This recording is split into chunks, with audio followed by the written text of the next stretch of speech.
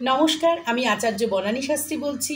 আজ আমি আপনাদের সঙ্গে শিবের পুজো কিভাবে করলে আপনারা শুভ ফল লাভ করবেন সেটাই আমি আজকে আপনাদের সঙ্গে শেয়ার করব।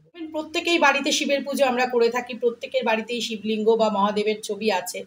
তার মধ্যেও কিন্তু যদি আমরা সঠিকভাবে জেনে করি তাহলে পরে আমরা আরও ম্যাজিকের মতো ভালো ফল পাবো।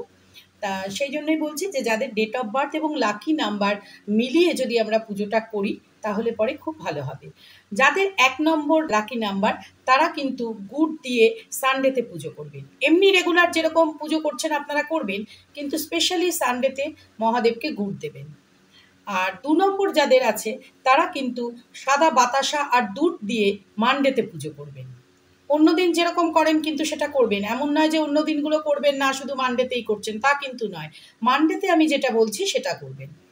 আর যারা ৩ নম্বরের সংখ্যার লোক তারা কিন্তু পাকা কলা আর হলুদ রঙের মিষ্টি দিয়ে থার্সডেতে পুজো করবেন।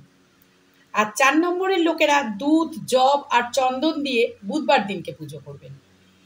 ৫ নম্বরের লোকেরা ৫টি বেলপাতা দিয়ে বুধবার দিনকে পুজো করবেন। আর যারা ৬ নম্বরের আছে তারা কিন্তু গাওয়া ঘি দিয়ে আর মধু দিয়ে শুক্রবার দিনকে পুজো করবেন। আর ৭ নম্বরের যারা আছেন তারা কিন্তু কালো তিল আর সাদা তিল দিয়ে তার সঙ্গে দুধ মিশিয়ে বৃহস্পতিবার দিনকে পুজো করবেন। আর ৮ নম্বরের লোকেরা সর্ষের তেলের সাথে কালো তিল মিশিয়ে শনিবার দিনকে পুজো করবেন। আর ৯ নম্বরের লোকেরা লাল মিষ্টি আর চিনি দিয়ে মঙ্গলবার দিনকে পুজো করবেন। রেগুলার যেরকম মহাদেবকে পুজো করছেন সেরকম করবেন। আর এই যে আমি দিনগুলো বললাম, যার যার লাকি নাম্বার দেখে তারা যদি সেই জিনিস দিয়ে সেই দিনগুলোতে করেন তাহলে পরে কিন্তু আপনারা ম্যাজিকের মতো ফল লাভ করবেন, ম্যাজিকের মতো আপনাদের শুভ হবে। সুতরাং আপনারা এটা করে দেখুন, আপনারা অতি অবশ্যই শুভ ফল লাভ করবেন।